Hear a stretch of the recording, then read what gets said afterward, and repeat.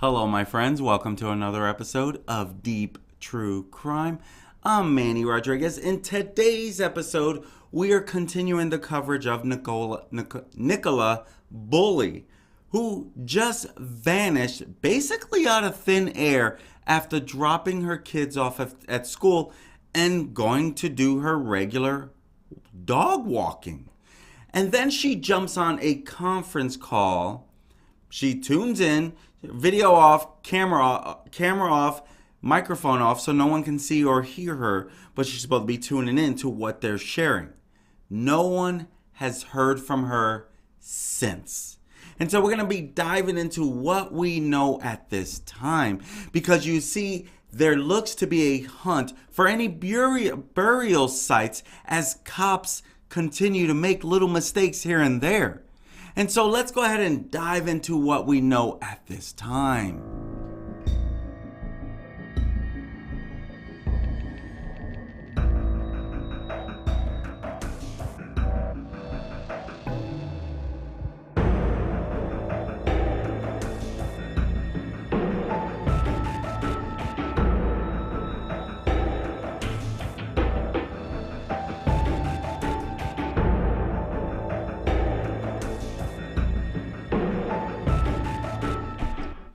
A forensic expert has revealed that he will begin his own search for Nicola Bulley in deposition sites near the river where she went missing.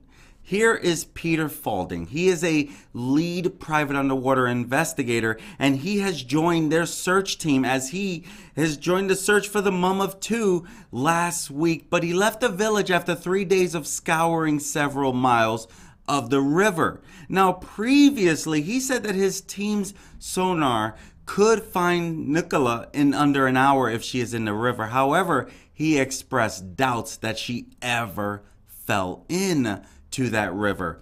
He has now launched his own low-key search and reportedly spoken to Miss Bulley's family about deposition sites, a term that is referred to as a place where someone may have been buried. And so they're checking like, hey, could she be in a shallow grave somewhere?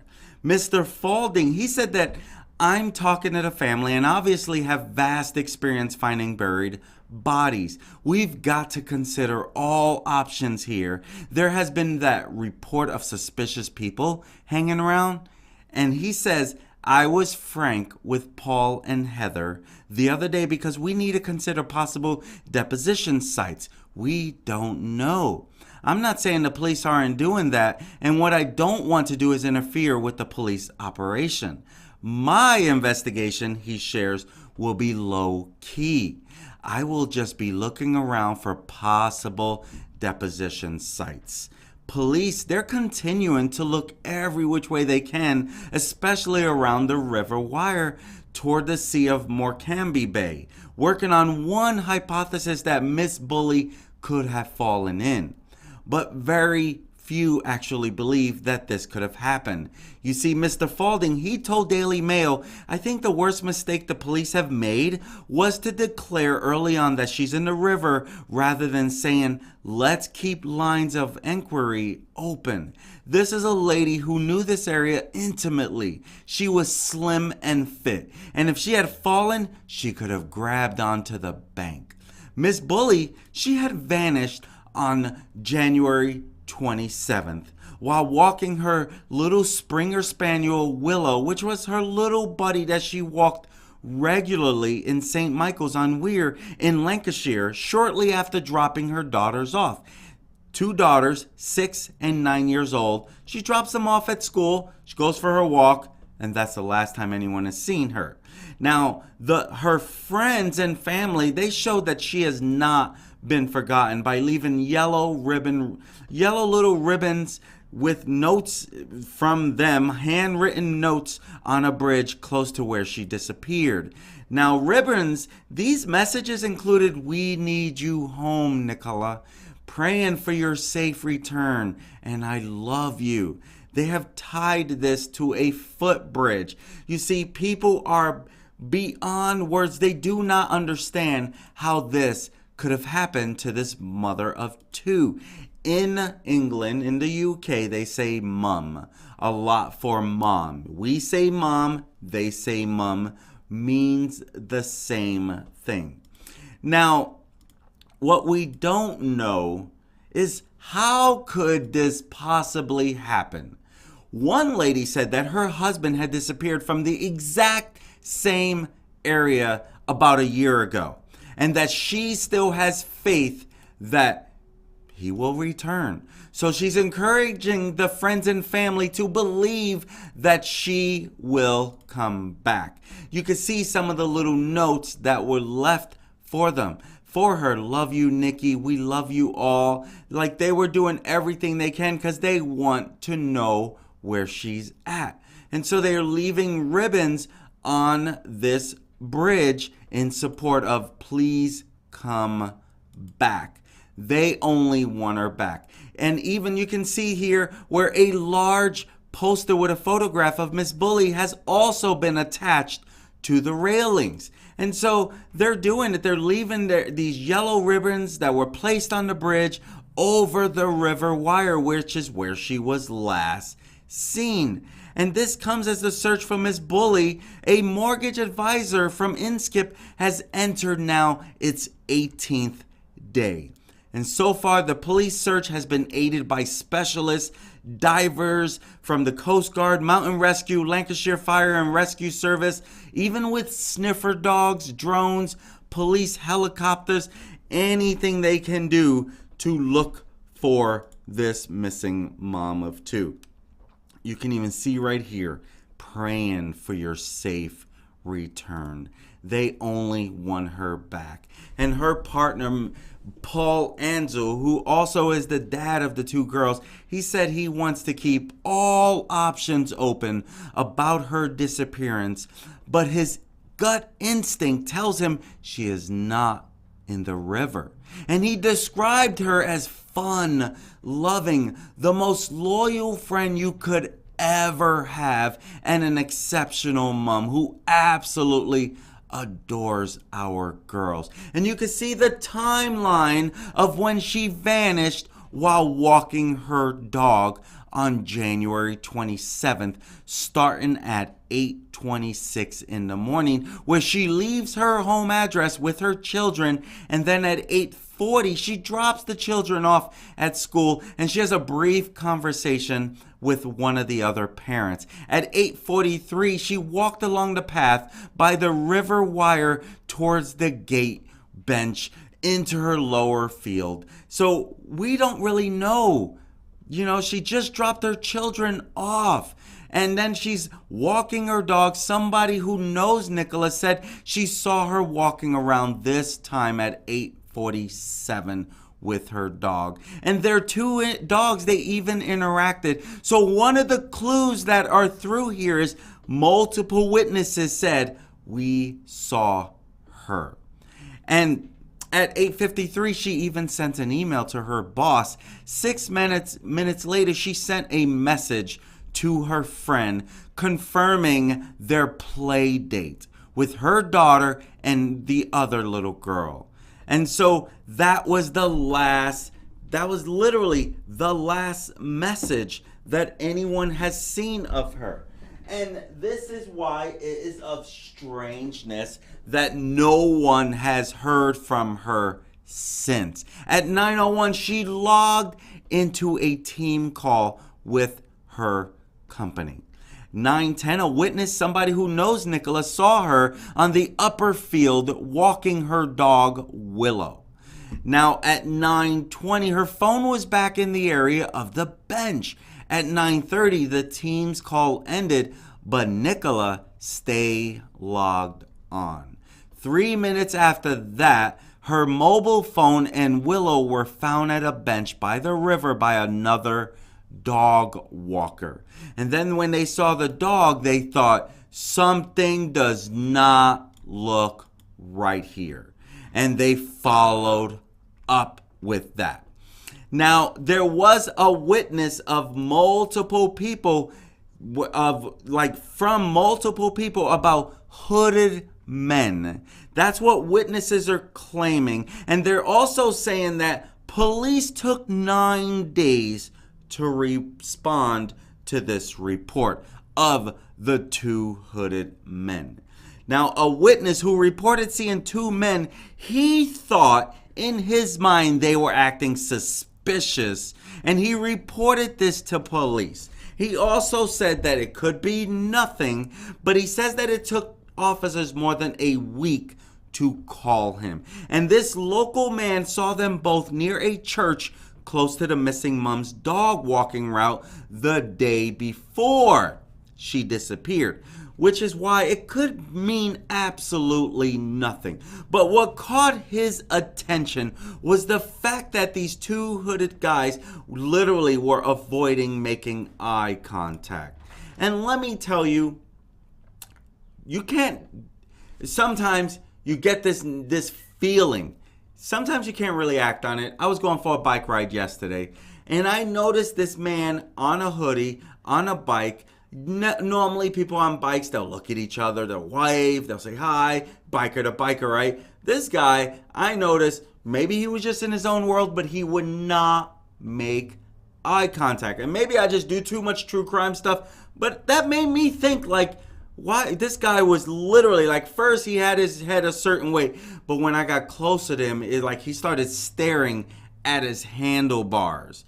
And his hood was literally over his face. I don't know why. Again, just like this, could be nothing or it could be something, right? It was literally in an area that stragglers just don't go by. Normally, if you're on a bike, you are a biker. It was literally an area with very nice homes. And so that did catch my attention. Did I call 911? No, I had no reason to. Now, if a week from now, something suspicious happens around that area, yeah, I'm going to share what I experienced at that moment, just like this. So again, it could mean absolutely nothing. You'll just never know. And so I want to make sure that we're on the same page, that it could mean nothing. But it literally took over a week before the police followed up with him. And so this, like, that is like, why didn't they follow up sooner? We don't know. But the witness said, I saw the police were appealing for information, and it struck me that I should tell them what I saw. So I rang them on Monday after. I couldn't understand it. There's a woman missing, and I've seen these men in the area. Why haven't they called me? The witness told police about 2 men acting suspiciously close to Nicola's walking route the day before she vanished. He said they had been carrying fishing rods and appeared to be wearing hats or hoods which hid their faces. And it comes as Nicola's family and friends have left yellow ribbons and handwritten messages on the bridge near where she disappeared to show that, hey, we have not forgotten you. And so I honestly don't know that those 2 guys have anything to do with it, but it was reported that 2 suspicious men. But, you know, are the police making crucial mistakes in this case? One lead murder detective claims that the police searching for missing mom, Nicola Bulley, they've made a number of crucial errors. That's what a leading murder detective is claiming. As the search for the 45-year-old mortgage advisor has entered its 3rd week after suddenly vanishing 18 days ago now, a former police detective, Chief Inspector Simon Harding, says the trust from the family and the public is plummeting because of how police have handled the process. That's what he is sharing after this whole thing. He's like, why aren't these guys doing more? And, you know, at the same time, there's a lot of moving pieces to this without a shadow of a doubt. And so he says that, you know, the former Met Police Detective Chief Inspector Simon Harding, he says that trust and public opinion is plummeting. He does not agree with the way police have been sharing and handling this. He says by sticking with their hypothesis that the dog walker fell in the river, they have harmed the search. Her partner Paul Anzo said in an interview that he knows 100% she is not in the river. Mr. Harding also wants to know why there was no cordon put in place around where Miss Bulley went missing last month. They did not close off the bench area, which means there's pictures of other people sitting in that same bench. The detective went on to question why Lancashire police didn't instantly recognize her disappearance to be wildly out of character. They even said it early on. We don't think there's a crime. And so Mr. Harding said, it is now crystal clear that those closest to the investigation, her family and friends, her close friends, they do not believe the hypothesis put to them, meaning she could have fallen in the water. He is not buying it. They are not buying it. The boyfriend said, no way, no how. He even added the police detective. The police settled on a tragic accident and made their thinking public within days. But to say this to the family and media, you must be 100% certain. He also said the early message put out could be very damaging to the case. This former top cop continued. You are inadvertently saying to the public, don't call us as we don't want to know about suspicious people, vehicles, or events. That is his words. He even went on to say that police later undermined their early statements by saying they were keeping an open mind. The search, this has been underway since Nicola, also known by her close friends and family as Nikki, to her friends, she disappeared while walking her dog near the river.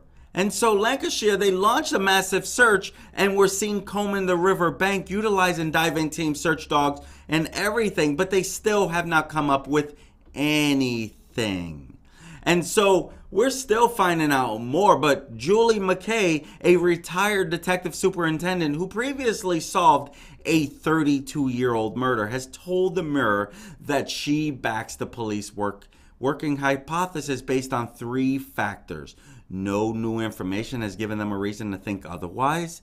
It is unlikely to be criminal based on the time she disappeared, and the winter conditions would make it harder to find her.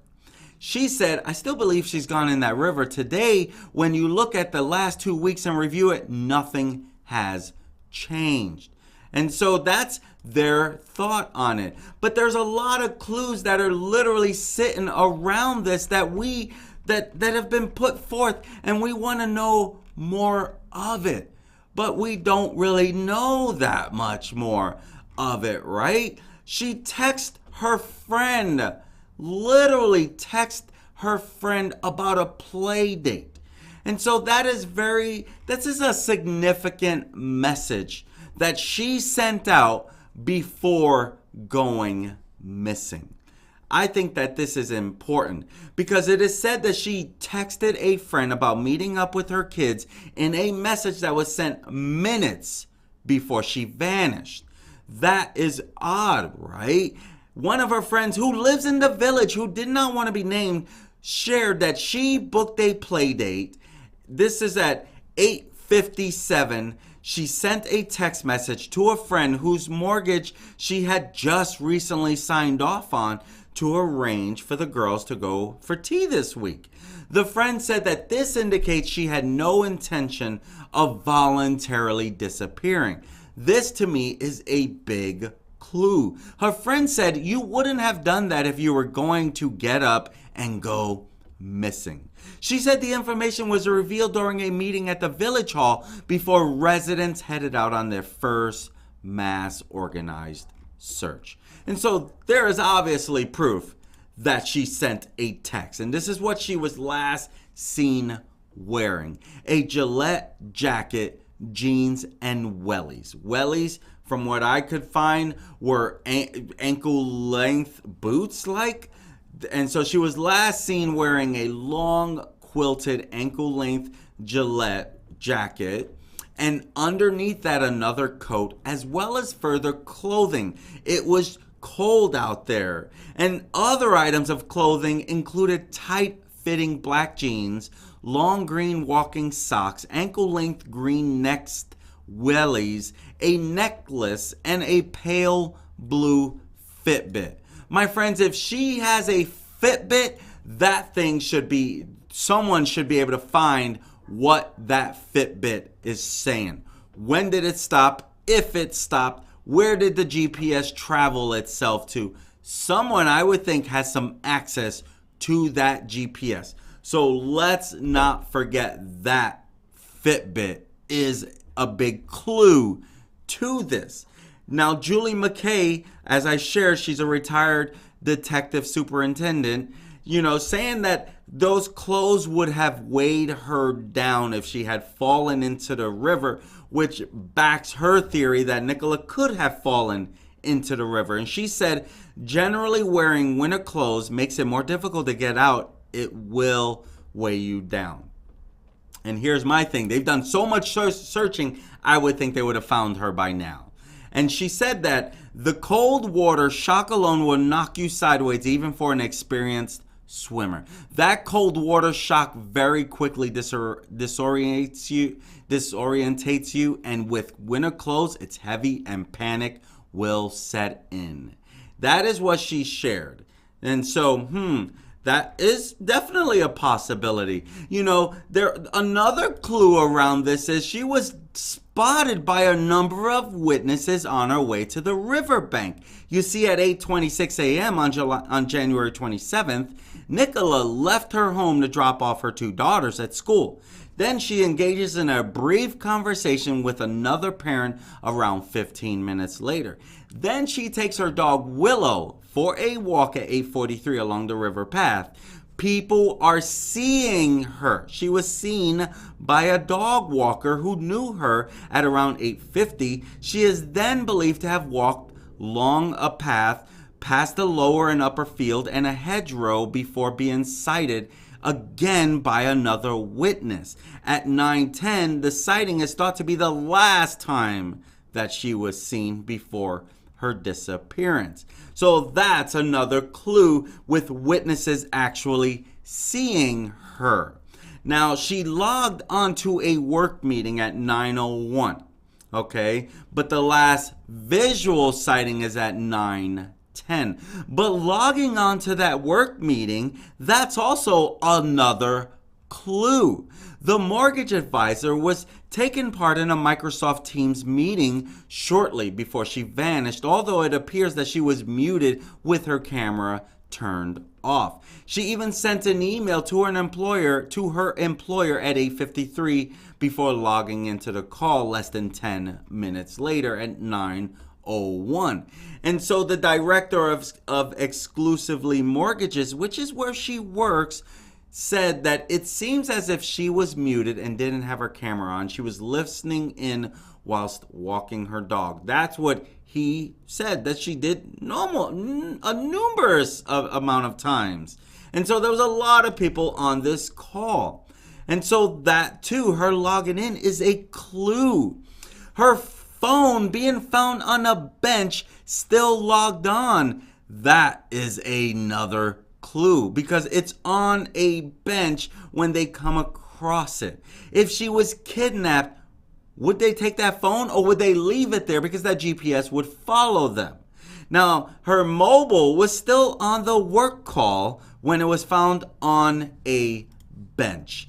That is where it's like, why would they even, hard to understand how, if she even just went and disappeared, why wouldn't that, if she went and disappeared, she wouldn't take her phone. Or if she was up and leaving, I don't know. It's so hard, right? Now, Paul Anzo, her boyfriend, has said that he believes her phone being found on the bench could be just a decoy. Yeah, That could make sense. Channel 5's Dan Walker asked him, but these are things that you naturally would think about because, the team's call was still active at the time, wasn't it? And Willow's harness is on the floor, and, I'm sure these things are that constantly you're thinking about. And he replies, we always felt that the mobile phone and the harness could possibly be a decoy. Again, we don't have evidence. And so now we're trying to find more, right? Another clue is the two suspicious men who were trying to hide their face. As I mentioned, that is definitely a clue because the witness says that, they were acting suspicious, trying to hide their faces, didn't anyone to see them. But in the end, they could have very well just been going to fish. And another clue is the dog being found completely dry, not a wet spot on him, and he was next to the river, but he was also in an agitated state, right? So that leaves some questions as well. He's a little nervous, anxious, he seemed a little upset. Why? He saw something because it's his mom, right? He goes everywhere with her. So I'm sure he's like, man, dogs know stuff, right? They just can't speak about it. But a local told Mail Online, I know the woman who found Willow. She said the dog was near the riverbank and close to the bench that Nicola's phone was found. And Willow was bone dry and so hadn't been into the water, but the dog was in an agitated state. That's what they shared. Now, Superintendent Sally Riley earlier said, I don't wish to speculate in that we don't know, but it is possible as the dog was loose and off the lead. Lead being leash. And that's what they're sharing. But another clue in this case is about the tatty red van. We've not seen any pictures of it by any means. But a concerned resident reportedly spotted a suspicious looking vehicle believed to be a Renault outside of a barn in St. Michael's-on-Wear, Lancashire on January 27th, which was the day that she went missing. And the witness contacted the police to report this suspicious red van parked in the village close to where Miss Bulley went missing. And so you can see this image from Daily Mail. Key questions in the hunt. You got the river. Use object same weight as Nicola to test how far the body could have moved. You got Willow the dog. Maybe the dog knocked her in the river. I don't think so. No proof that she didn't fall in. There are no footmarks. Then you got the intel. Have police check the sex offenders in the local area for any third-party involvement. Then you had the path without any CCTV. You cannot rule out these routes that someone could have known about and followed. Then you had the bench, not sealed off early on. That to me is a big clue. Then you have the Fitbit, as I shared. What could be behind that Fitbit? When did the heartbeat stop? Did the heartbeat stop?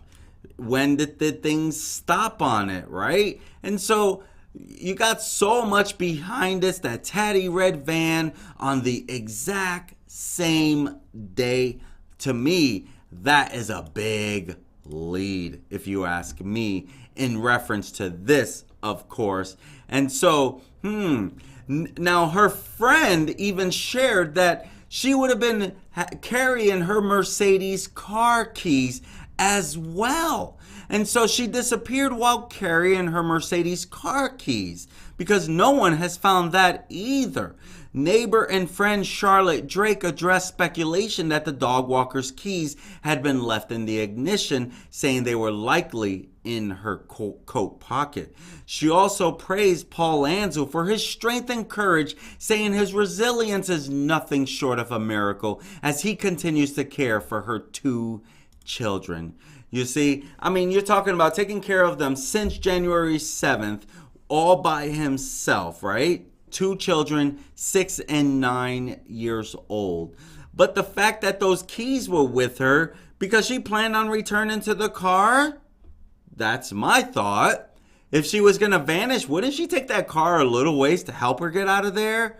This is so strange in and of itself. And her friend Charlotte, she said that she is the most beautiful person inside and out who would do anything for anyone.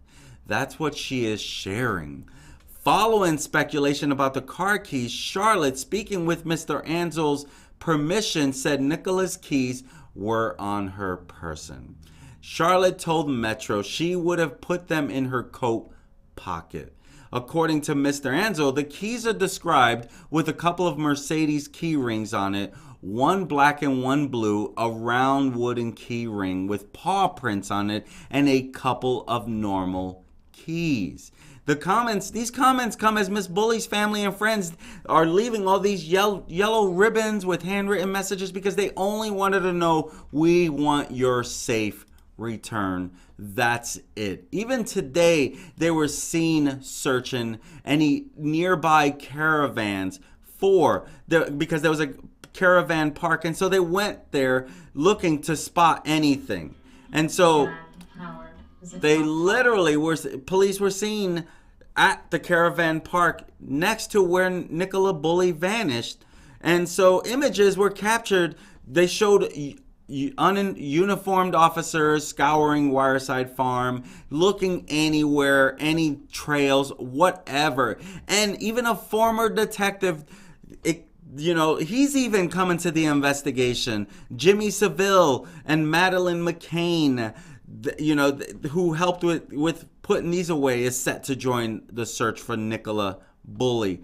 Journalist Mark Williams Thomas, who both exposed the prolific SCX offender and investigated the missing girl's kidnap suspect, Christian Bruckner, he said that he hoped to dismiss some of the inaccuracies as he is going over there to help. So he's a former detective, and, this comes as a former detective crucial to the investigation of both Jimmy Seville and Madeleine McCann. He is looking to join the search for Nicola. So hopefully he helps find anything and follow up with these leads, because there's a lot of misinformation. I hope I'm not sharing it, but I'm sure, if it's out there, there's probably I'm sharing it. So I'm doing my best here.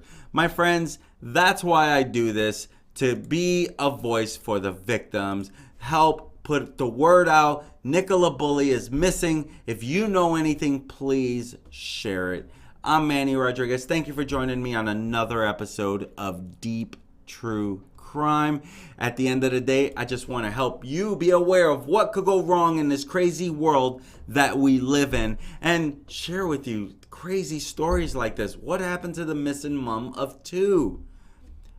If you're a person of prayer, please pray that we get justice for Nicola. If she did something on her own, let's just find out. Let's pray we find out. This family deserves answers, and right now there are no answers. Missing mom of 2 just vanished. That does not happen, folks. Have a great day. Peace.